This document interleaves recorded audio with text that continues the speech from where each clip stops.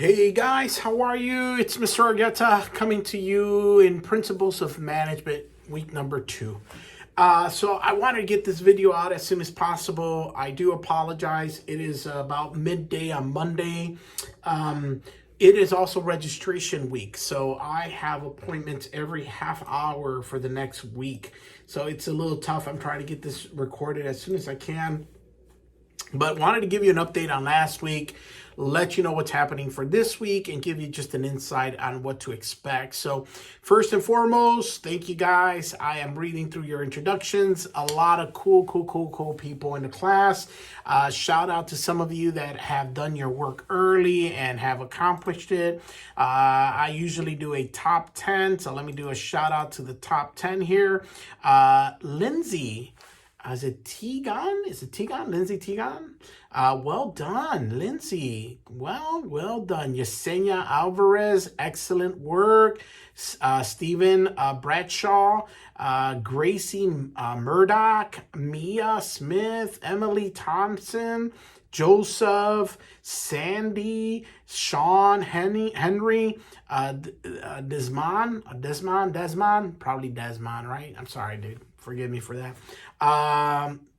Who else we got? Floyd, Kobe, Destiny, Amelia, cool name. Anthony and Tommy, all of you guys are killing it so far. This is a pretty big class, so I can go on and on. That's just my list of the first list of people who are killing it here, but you guys are doing very well. I'm looking here already. Jasenia is already kicking butt for this week, so shout out to you, Jasenia, for doing so well. But here's what we got, guys. Last week you introduced yourself in your weekly discussion. We talked about the overview of the behaviors and organization of business management. So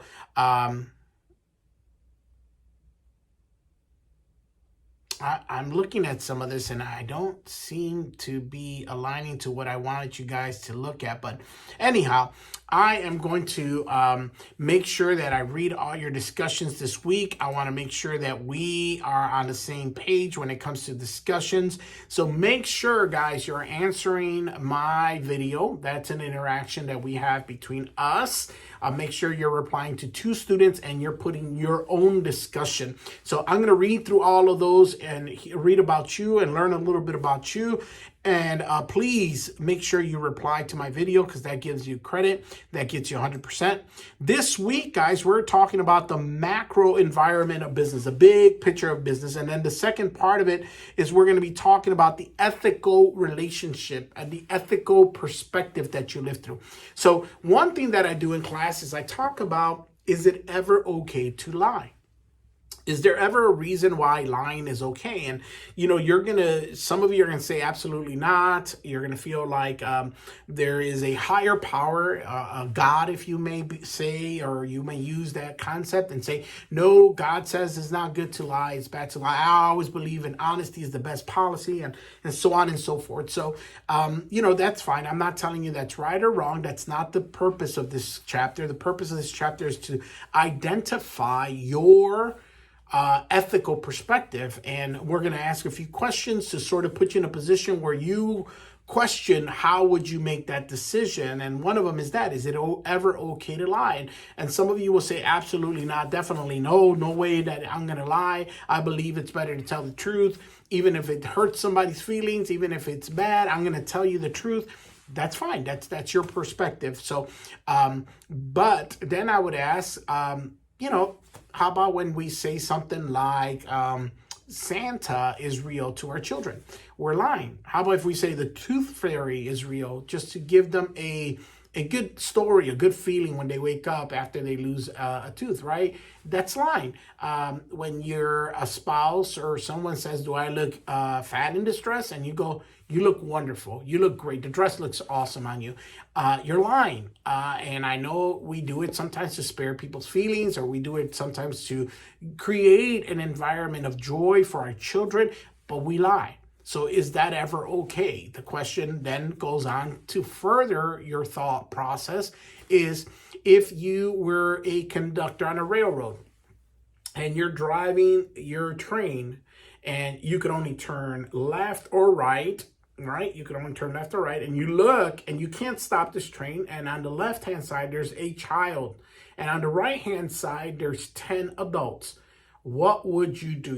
You're gonna have to kill one of them, either the 10 adults or the one child. How would you make that decision? How would you conduct the train? Would you go left? Would you go right? How would you make that choice? So that's a tough one. I know a lot of you are gonna be like, no, I'll try to find a way to save everybody. You can't.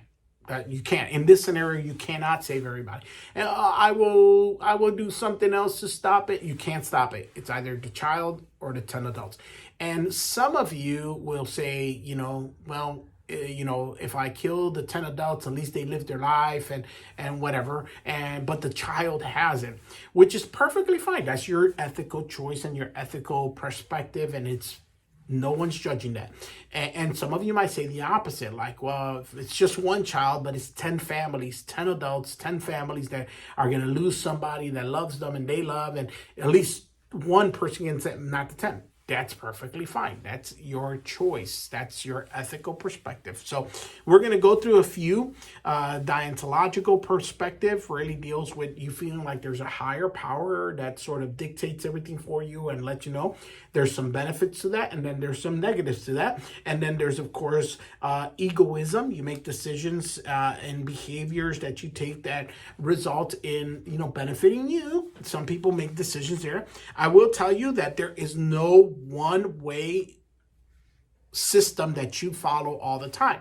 Some of you might use utilitarianism, which is the best results for what benefits everybody the most. Some people make that decision. I'll give you an example. So a lot of people look at the deontological perspective and they'll say something like, I don't know why someone can come to this country illegally and break a law. You broke a law. And they're looking at from a deontological perspective, which is I respect. But then there's some people who will look at it from a utilitarian perspective and say, I will break a law if it means that I'm going to improve my situation. The end result is more important than the process to get there. So in other words, yeah, I'm going to have to break the law to give my family a better life. I'm willing to accept that ethical perspective. I can live with that decision because the end result is better than the process to get there. So the ends justify the means. That's what utilitarians believe. And people who view that perspective or apply that perspective in decisions are saying, you know what, it makes sense because at the end, we're going to have a good result, even though in the process, the means to get there might not always be acceptable or perfect.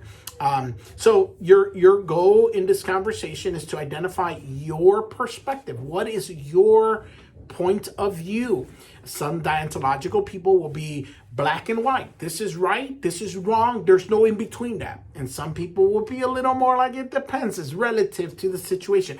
It really depends on everything. So I will share my perspectives next week. I want to see yours and hear about you. I think it'd be a fun experience to go through. Guys, if you need me, email me. This week is pretty exciting. It's registration week. I just got a notification saying I have another student in the line waiting to be registered in a couple minutes. So I'm going to wrap this up. What can I share with you today? This week, this is my treat. I got this from Costco, and it's basically biscottis, like dry Italian cookies.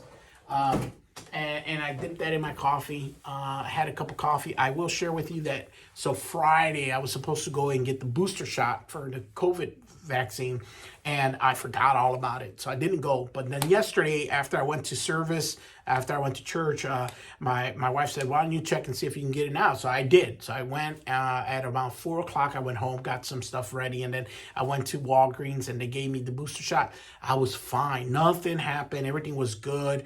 Everything was awesome.